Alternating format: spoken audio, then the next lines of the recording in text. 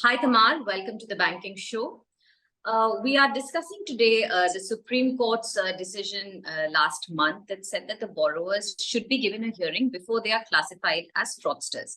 So let us start by first simplifying, and if you can explain this better to our viewers, how do you differentiate between a fraudster and a defaulter? Well, Ruchika, let's take your example. You're not a corporate entity, you're an individual, you have taken a mortgage, a home loan, right? Everything is going fine, your salary is coming on time, and you are paying your EMI, that's fine. In the current regime, when the interest rates have gone up, your EMI is going up. Now the choice is yours. You may ask your banker, look, I'm not finding it easy to pay off higher loans. So why don't you stretch my period of paying back? So instead of 15 years, it become maybe 16 years or odd 17 years. But then there's a cycle when the interest rate will go down again, your EMI, your period will shrink.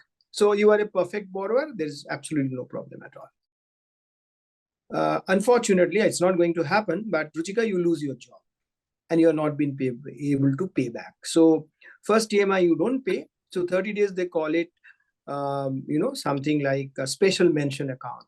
So special mention account 1, 2, 3, 30, 60, 90 days. Till 90 days, you are there.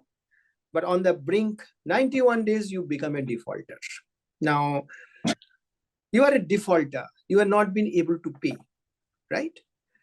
Now, let's take another case. You have enough money, but you are not paying back. You have chosen to use the money for some other purpose. You're going to Maldives, holidaying, you are buying gold, you are creating a lot of other assets and all. But to hell with bank, you are not paying the bank the money. Then you are a willful defaulter. You are capable of paying the money, but you are not paying the money, and you are using the money for other purpose. And then when you become a fraudster, say every fraudster is a willful defaulter, but every willful defaulter is not a fraudster. So till now I was saying you have enough money, but you are spending money for holidaying and for buying gold and other assets and all. You are a willful defaulter, but not a fraudster. But what happened is this: on the very first day when you approached a bank and you offered your property as a mortgage, that actually doesn't belong to you. You have not bought it. You just forged the paper. And basis that, banks have given you a loan. And after some time, you stop paying the EMIs. So, and the banks can't do anything about it because the collateral doesn't hold. It's not your property. You have fudged the document. So you are a fraudster. Is that okay?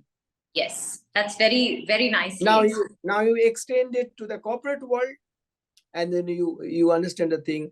There are some businesses which the proprietor, the promoter is not responsible, but for the external circumstances, business has gone wrong. So he's a defaulter, but not a willful defaulter. There are some entities, they're using the money, the cash flow, but for some other purposes, etc. Now he's a willful defaulter. And then the third is fraudster, which is willingly swindling the bank, extracting the money, using collateral, offering collateral which actually don't exist, so on and so forth.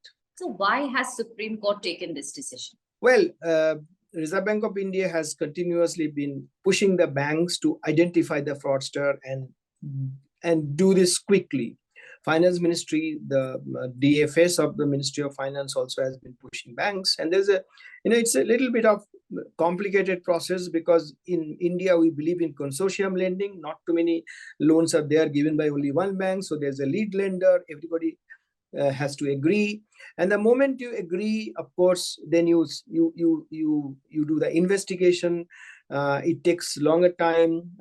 First you red flag, then you get some forensic audit, so on and so forth. And the most importantly, the moment you identify somebody as an entity as a fraudster and an account as a fraud account, you have to provide for it fully. So banks have not been willing, but the Reserve Bank of India has been pushing for it, and the Finance Ministry also have been pushing for it, for the faster redressal, faster recovery, faster identification. But you said why the Supreme Court has taken the decision, because what happened is that in the entire process, technically, the fraudsters are not asked. they have not been given any show cause. They are shared with, they have been, all these reports, forensic report, etc. They have been shared with, they also get a copy of that.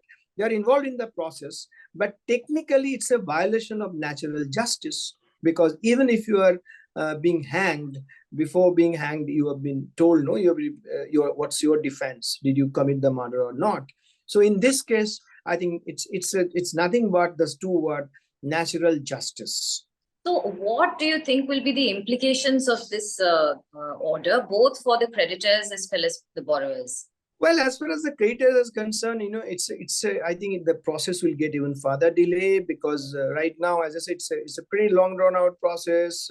Internally, you do check the audit, then the forensic audit, and the red flagging, and then all the lenders of a consortium agreeing to that, so on and so forth. And then very often the borrowers going to court. And in addition to that, you are not adding one more step to that you need to give an opportunity to the fraudster for the natural justice to be heard, show cause. So it will further delay the process, I guess. That's the case.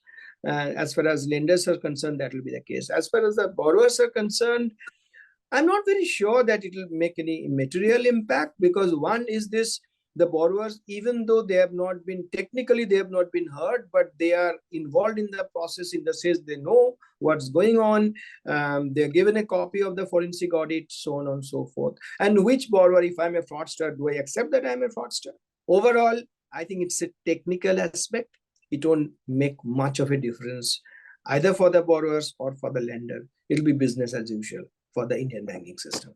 You're saying it will be business as usual, and let's see how this whole principle of natural justice serves the creditors and the borrowers. You have said that it can lead to delays. We'll keep a watch on how this story develops. Thank you so much, Tamal, for your time joining us. See you next week. Thank you. If you like this video, share it and subscribe to Business Standard. For more news, views and insights, log on to www.business-standard.com. Do also follow us on YouTube, Twitter, Facebook, Instagram, Telegram and LinkedIn. I am the blue of the limitless sky. I am the inspiration that led success soar high. I will achieve, I will fly.